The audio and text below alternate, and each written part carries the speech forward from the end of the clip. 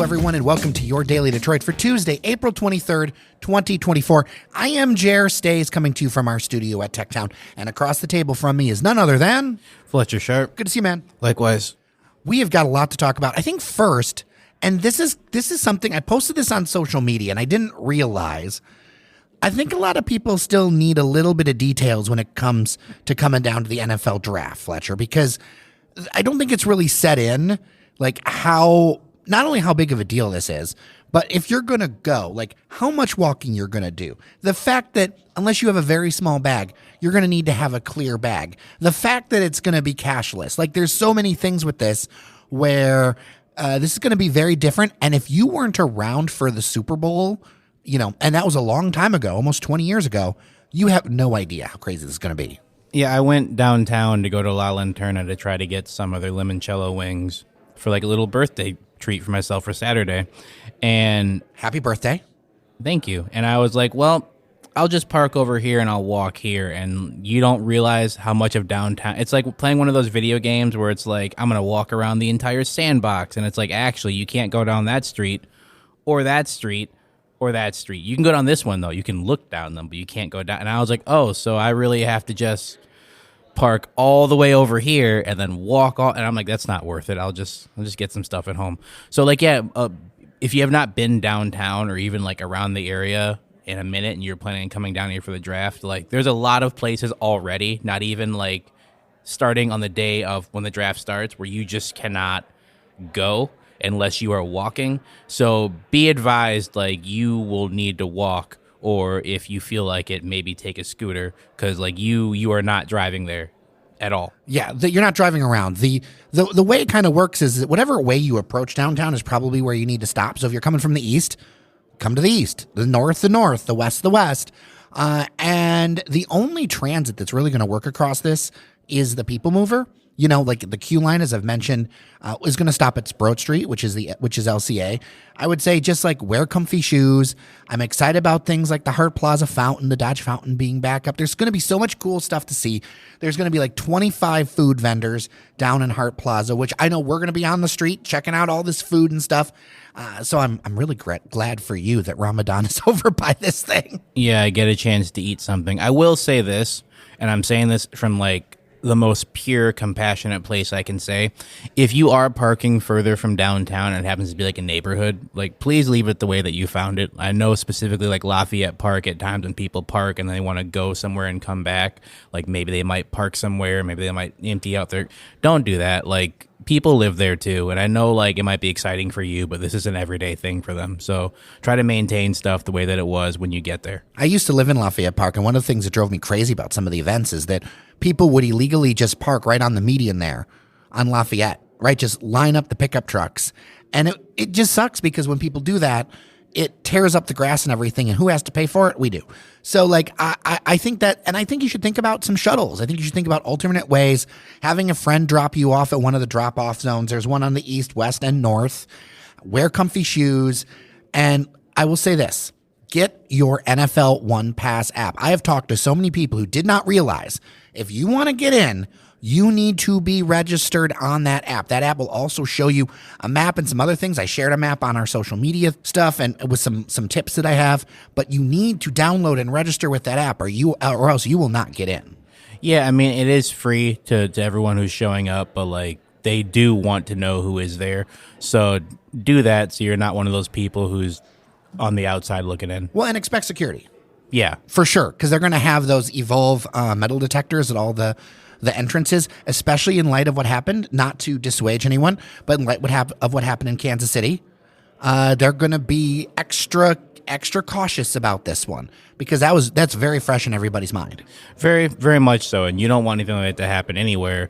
But let alone when it's the first time you get to host something big like this where they selected you, you don't want it to end that way. So while I know some people feel a bit weird about Big Brother being there, like we need to make sure that everyone's okay as well. Well, I think that's part of why, you know, there's been some complaints about downtown feeling very small. But I think having to keep that security perimeter is a big part of why it feels so blocked off, you know? Like if we were in a world where we didn't have to have such a security perimeter, it might be a different situation. And obviously, as we know, it's not just a Detroit thing. It's an everywhere thing. For sure. And just you want to make sure people feel safe. So while I know that might frustrate some people like me who might want to walk down a specific street or maybe drive down somewhere, your normal place you might park, it's something we have to make a concession for so that we can show the world how much the city has taken a step forward. For sure, for sure. We're going to talk about a few different sports things. This one, though, it's not necessarily 100% local to Detroit, but it's something that you and I have been going back and forth in various threads, conversations for a while, and I think it comes to a head because of the banning of Jonte Porter from the NBA Toronto Raptors player for betting. And for betting, basically, I'll read the first paragraph of the statement. That the NBA announced that Jonte Porter, a two-way player recently under contract with the Toronto Raptors, has been banned. A league investigation found that Porter violated league rules by disclosing confidential information to sports bettors, limiting his own participation in one or more games for betting purposes, and betting on NBA games. Now, Fletcher, there is betting in everything in sports, and to me, I feel like there's like almost only two types of media right now. One type of sports media that is paid for by the team, and the other type of sports media that's brought to you by Bet Something. And I feel like this betting is here to stay, and I also feel like there's a lot of people are into it, so it's going to stay. What are your thoughts? One, people can be assured we are neither of those media. We are our own independent, so that'll never be something you'll have to worry about. But number two, to me, it feels kind of strange. Because, like, even so, like, there's been a lot of jokes where it's like, Jonte Porter has been banned from the NBA. This news was brought to you by FanDuel. And it's like, I understand. And, like, it's kind of become a thing where, like, yes, a lot of sports has embraced the betting side, which there's some good and there's some bad. The good is you've seen a boom in some interest from people who typically don't care about sports. The bad, from my opinion, is you get some fans who, like, do not care at all about a team winning. The fact that the player did not score 14 points to hit their parlay, and it opens them up to even more awful things being lobbed their way, to which even players are like, I don't care about what you bet. Our team just won, whatever. Personally, I don't mind if people bet on themselves for positive things. Like, I'm going to go score 30 points. All right, ambitious. You've only scored 30 once in your life. It's like, what's the over-under for that? I'm taking the over. Good for you, man. I hope it works out for you. But I also understand that if you open the door to stuff like that you open the door to people who are like, I'm going to score 4 points. And it's like, I scored 4 in the first quarter. Watch me miss all of these shots going forward. And while Jonte Porter did not directly bet on his over-under, he did bet on his team to lose. And while the Raptors did lose 57 games on their own, like they were not a good team. You have to wonder how many of those 57, like, maybe it could have been 54. Maybe it could have been 50. Maybe it could have only been 56. But even the fact that he, like, manipulated enough to where he had to come forward and admit it, you can't let that be around the league. Like, because you don't know if he's going to do it again.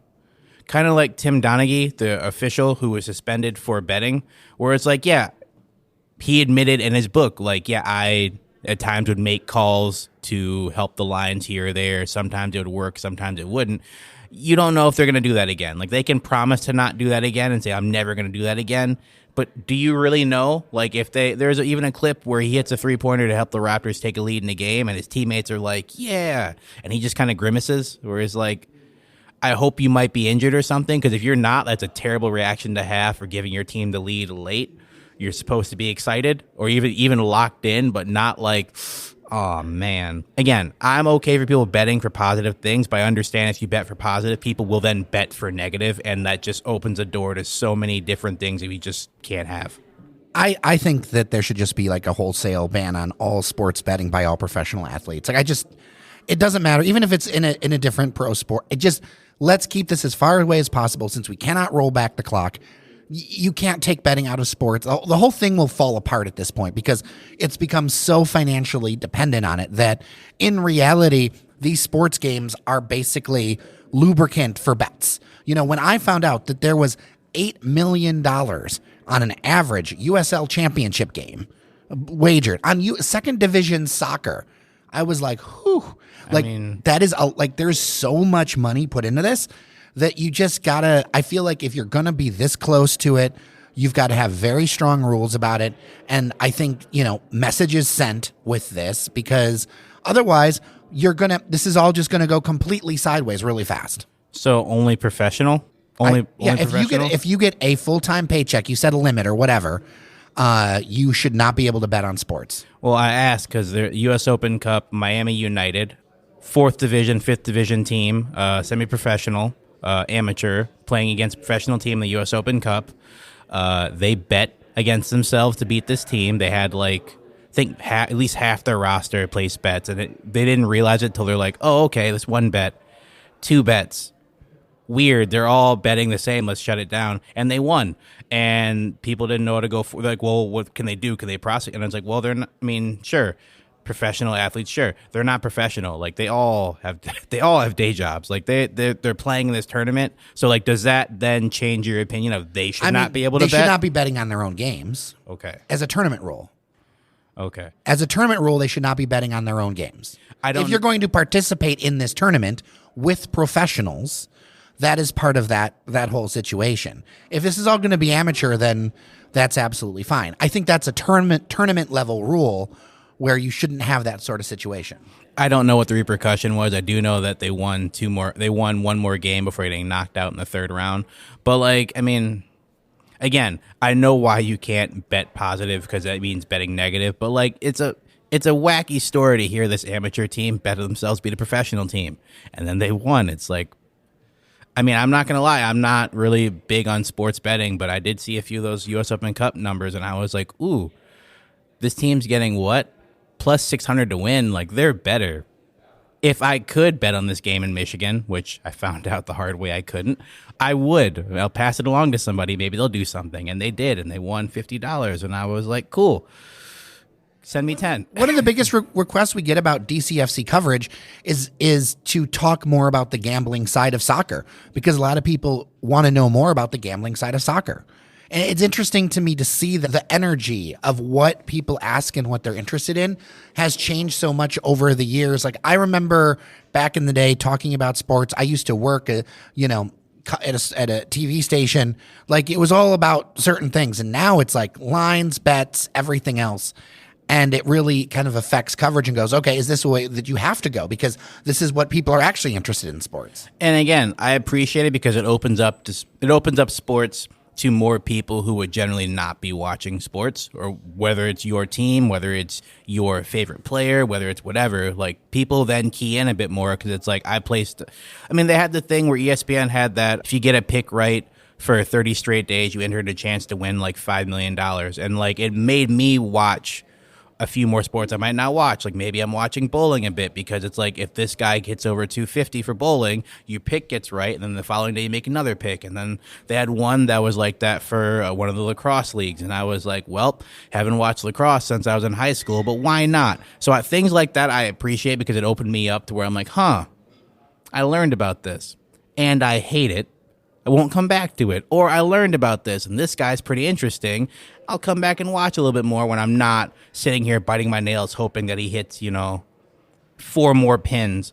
But I mean, that to me, that's low stakes betting. It's not like the ones where you see people who are putting up like their kids' tuition for someone to miss 2 free throws and then they hit them and you watch them just fall apart. And I would like to think that most people can be responsible about this stuff, but there's so many times when I worry that it's on that border, right? I have multiple recovering gambling addicts in my family. I can imagine for other people who are like, this might be kind of fun.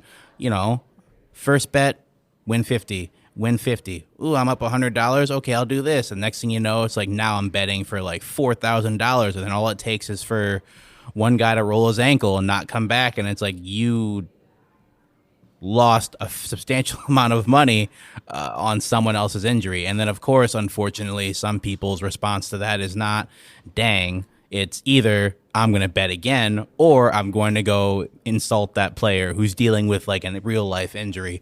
So, yeah, I think betting has made parts of sports better. I do, because it makes people focus more on it and actually pay attention. I do think it's made some things worse because some people just are not pleasant people to be around when it comes to losing stuff. Well, here's the thing. It's not going anywhere. It's here to stay, right? Like, this is a permanent part of everything. If you're going to talk about sports, you're going to talk about betting. And I think it's how we wrestle with that and how we handle it, I've come to that sad realization a few months ago and just been like, well, it might not be for me but I understand why some people might want it.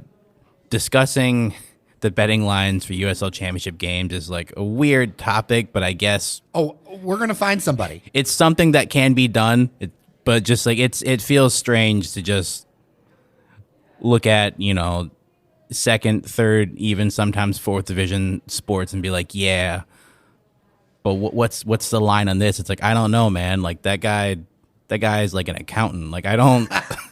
I feel like maybe we shouldn't be putting too much investment on what he's gonna do. It's like, yeah, but what's his save percentage? Like, I don't know, man. He's got kids to go home to. Like, but yeah, I mean, if people really do want to get invested, then like that's something that we will have to explore going forward.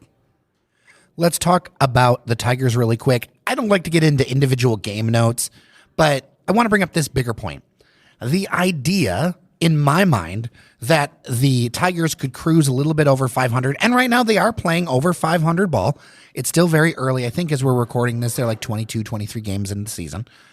I think that idea might be out the window. And why I say might is that the Cleveland Guardians are lighting it up. They are leading the American League Central with one of their hottest starts they've ever had.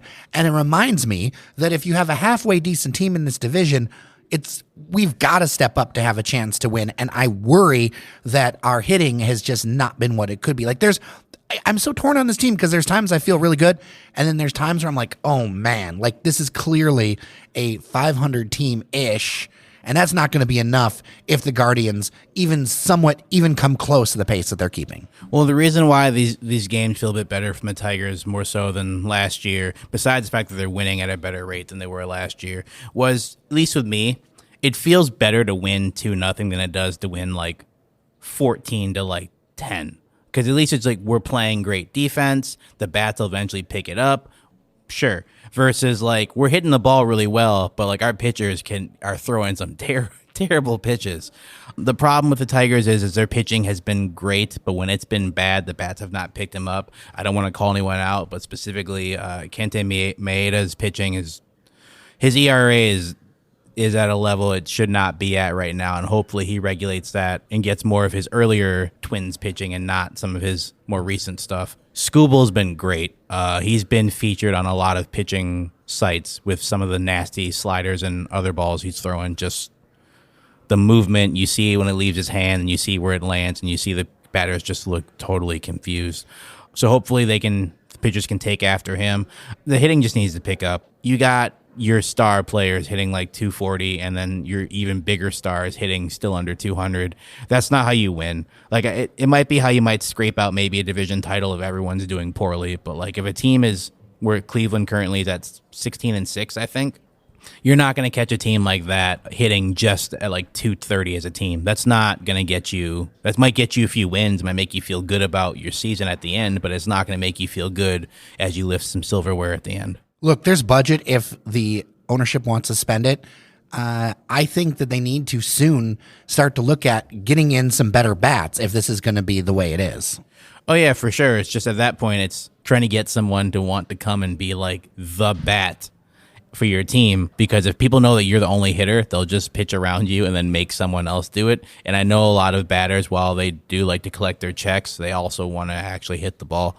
So getting someone to come here who knows like you might be the person they pitch around for a minute will be tricky, but I think it is doable with a core like this. Would love to hear what you think. dailydetroit@gmail.com. All right, before we go, you were out at Keyworth. I ended up skipping this match. Oakland Roots got trounced by Detroit City FC. That made there were some, and I watched the replay. There were just some dumb moves by the Roots that, to their credit, Detroit City FC capitalized on. We also know that we're going to be missing a couple of players for a while. So what are we thinking? I mean, this is a really strong 5-0 start for the club, but I still have a couple of thoughts that are a couple of questions that will only be answered in time. So I'm not going to dwell on those because I want to see us go against a team that like really has that strong toe-to-toe. And I know Oakland has the possibility to do it, but they did not play that way this weekend. Yeah, Oakland has one of the best keepers in Paul the Wall Blanchett, and their defense did him no favors. The first goal, Ben Morris stole a pass, dribbled down the field, and took a shot that I don't think last year he would have scored on. I don't think he had the confidence, but I think this year, because he's not supposed to be the guy, but someone who just helps along, has instilled him with the confidence to just get forward and play his normal game. And he hit a shot that went in bottom corner, goal scored. Next goal, Alex Villanueva, new guy filling in for Reese Williams on the wing, who will be out probably a month and some change with a fractured face. Was fouled in the box for a penalty kick. Maxi stepped up, scored 2-0. Come second half, Victor Becerra, the loanee from Chicago Fire 2, came on, got a pass from Ben Morris. And again, defense just kind of let Detroit's players saunter around. Becerra picks out a corner low. His first goal, first USL minutes, great for him. They give up a goal late. And then they pick up a red card to help them put the game away as I can't pronounce his last name, but the Gagi, the Georgian resident from the country, Georgia, not the state, for Oakland, picked up a second yellow and helped Detroit just kind of seal the game away. I mean, they played well. I don't think last year's team capitalizes as much on these opportunities. So I love that improvement. For sure. Ben Morris's goal, for sure. He would not have scored that last year. I think they probably still would have gotten the penalty kick and maybe the second goal. But the first goal for me was a goal where it's like, okay, this happened early. It was something where he celebrated, but it was more like, I expect to do this, not like, oh my God, it went in. The Roots are coming off of a long Open Cup match against El Farolito. And that's not to say that, they should have been more focused. But I do know that if you play 120 minutes against a team, like, it does take a toll on you a little bit more. They're a quality side, even though they're now at 2-1-4. Still a quality side. Probably should make the playoffs in the West. To your point, I do want to see it against a more consistent team. Next, they have the Riverhounds of Pittsburgh, who are off to a terrible start. They are an institution with Bob Lilly, and for some reason this year, I guess losing your star forward will maybe do that, and maybe a few other things as well. But they look like a different team. But as someone I still wouldn't take very lightly. If they can go against Bob Lilly and impose their will against Bob Lilly, unlike the last time they played where they kind of just hung around with them before they chose a moment to strike, if they can go in to Highmark Stadium and say, this is now Keyworth East, I guess, and do that, I'll think they're more legit than I do today. I am personally looking forward to playing Louisville because I think this could be a good match. I can't wait to see Louisville. I want to see where we're at against them. I also would love, and I don't know if the timing's going to work out, I would love to see Elvis Amo as part of that. Fletcher, what do you know about what seems to be a groin injury? From what I've heard the coach say, not directly to me, but to somebody, 3 to 4 months. Groin injuries are either they're like very small or they're very big. And any injury where you go down without someone touching you, as he did in the game, is collapsed. It's never great. When your opponents see the ball in play and they stop, like, oh no, he's hurt, get someone out here, it means something is wrong.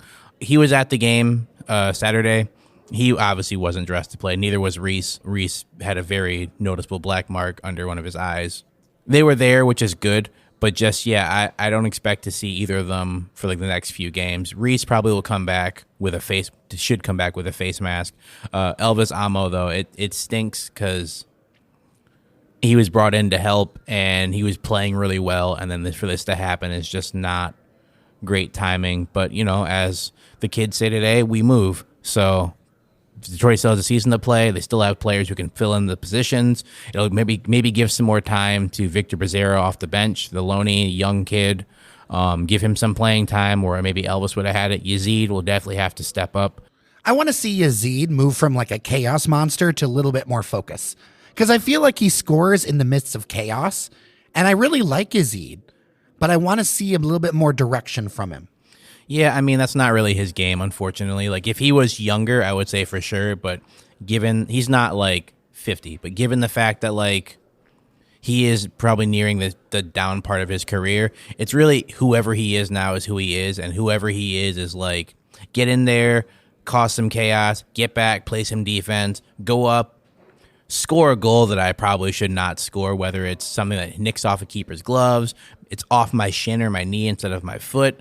Like, that's just who Yazid is, and, like, you appreciate that because those people tend to cause chaos and allow you to do things it makes the opposing defense try harder to get the ball away. And sometimes that leads to turnovers, like with Oakland Roots.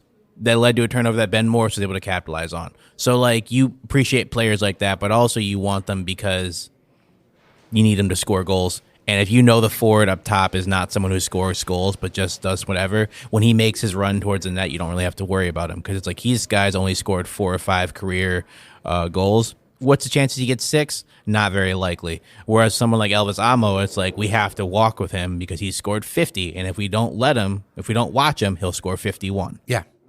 Fletcher Sharpe, always good to talk to you, man. We're going to have a very busy week together. Yeah, of course. It's the draft, and we talk about how we want these big events to come here, and now they're here, so we have to strap up and be ready to work them. And we will have a little bit of a different schedule this week because of that, because that first pick is probably, if they don't trade out, it's going to be late on Thursday night. So our whole schedule, we're still going to work everybody in. Norris, Devin, we're actually going to have engineer Randy on talking about a few different spots to visit. But our schedule is going to be very different this week because of it, because the news is going to come as the news comes, Fletcher. Yeah, I mean, and again, big events kind of will discombobulate you a little bit, and with the draft being as what it is, we want to make sure everyone gets enough time and gets the right amount of moments. We have to just kind of truncate things a little bit to make sure that that's still possible. For sure. Well, with that, I'm Jer Stays. And I'm Fletcher Sharpe. Thank you so much for listening. Don't forget to drop 5 stars on your favorite podcast app. Remember that you are somebody, and we'll talk tomorrow.